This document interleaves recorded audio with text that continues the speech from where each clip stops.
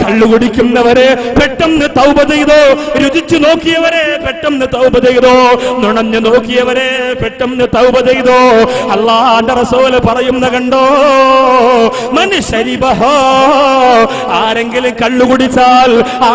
കള്ളുകുടിച്ചാൽ വഖഅല ഉമ്മിഹി, അവന്റെ ഉമ്മയെ അവനെ വേദനയോടെ പ്രസവിച്ച ഉമ്മയെ, 9.5 മാസത്തോളം വയറ്റിനകത്തവനെ ചുമന്നുകൊണ്ട് നടന്ന ഉമ്മയെ, അവന് 2.5 വയസ്സുവരെ തന്റെ മാറിടത്തിൽ നിന്ന് പാല് ചുരത്തി കൊടുത്ത ഉമ്മയെ, തന്റെ പൊന്നുപോനെ കണ്ണേ കരളേ എന്ന് പറഞ്ഞ് കൊണ്ട് നടന്ന ഉമ്മയെ, ഉറക്കമില്ലാതെ ഊണില്ലാതെ മലബാറിന്റെ മക്കളെ നിങ്ങൾക്ക് വേണ്ടിയിട്ട് കഷ്ടപ്പെട്ട ഉമ്മയെ, മുത്തുനബി തങ്ങൾ പറയുന്നു വഖഅല ഉമ്മിഹി, അവൻ ഉമ്മയെ വ്യഭിചരിച്ചവനെ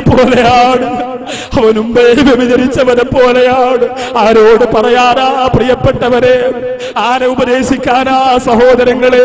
എന്റെ മുമ്പിൽ വന്നിരുന്ന് ഞെളിഞ്ഞിരുന്നിട്ട് വിദേശ രാജ്യത്തിലേക്ക് വിസയെടുത്തുകൊണ്ട് പറന്നു പോകുമ്പോ വിദേശ രാജ്യത്ത് ആരും ചോദിക്കാറില്ലല്ലോ, ആരും പറയാറില്ലല്ലോ, തോന്നിയതുപോലെ ആകാമല്ലോ.